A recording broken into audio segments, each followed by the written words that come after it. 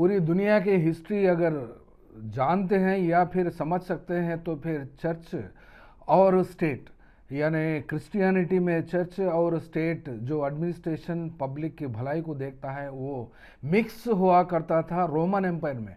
Roman empire के माने होते हैं, रोमन एम्पायर 476 क्रिश्चियन एरा में पैदा हुआ था और जिसका मिडिल एजेस में इसके बारे में हिस्ट्री, दुनिया की हिस्ट्री में रोमन एम्पायर और वहाँ का church dominance over the state के बारे में जाने जाते हैं। ये तकरीबन ये हिस्ट्री को जो लोग जानते हैं वो उसको समझते हैं, उसके ऊपर जो लोग अमल करते हैं अगर सियासत में रहे तो नादान लोग और अपना फ़ायदा देखकर जो जैसा हिंदुस्तान को चलाना समझ रहे हैं और चलाते हैं। गुज़िस्ता 30 साल से या 31 साल से जो शुरू हुआ है रिलीजियन या हिंदुइज़्म के नाम पर, वोट्स 2 सीटों से बीजेपी आज तक 240 को पहुंची है और एनडीए को मिलाकर 293 294 के आसपास तक पहुंच गई है। लेकिन उसी सिलसिले में उसी नक्शे कदम पे चलने के लिए एक पार्टी चलती है और वो भी उनके इशारों पे और उनकी बातों पे चलती है। तो फिर ये दुनिया की हिस्ट्री क्या सबक सिखाई है, उस सबक को सीखना चाहिए।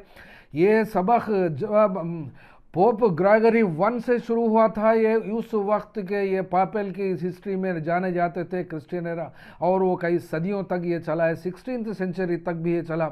लेकिन 1534 क्रिश्चियन एरा में ये मोनार्क इंग्लैंड में अलग हो गया और चर्च भी अलग हो गई, और यानी उस चीज़ को रिलीजन अलग है और पॉलिटिक्स अलग है। तो ये बात बीजेपी वालों को, आरएसएस वालों को, संघियों को समझ में तो नहीं आती, और मुसलमानों में जो इस्लाम के आड़ लाकर सीटों बचाने की और सीट कमाने की कोशिश जो व्यापार समझकर करते हैं, वो बिल्कुल भी हरगिज़ भी इस दुनिया के दस्तूर में और दुनिया की हिस्ट्री में ये ऐसा साबित नहीं हुआ। कुछ वक्त तक चलता है लेकिन हमेशा के लिए तो नहीं चलेगा।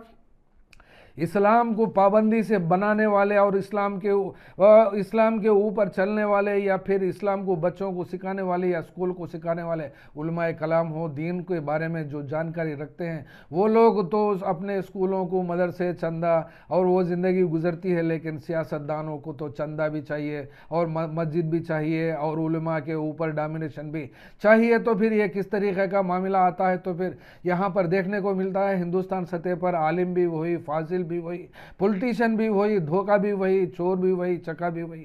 तो इसको कम से कम कट कर देना चाहिए, पॉलिटिक्स को अलग और रिलीजन को अलग रखा तो हिंदुस्तान का भला होगा।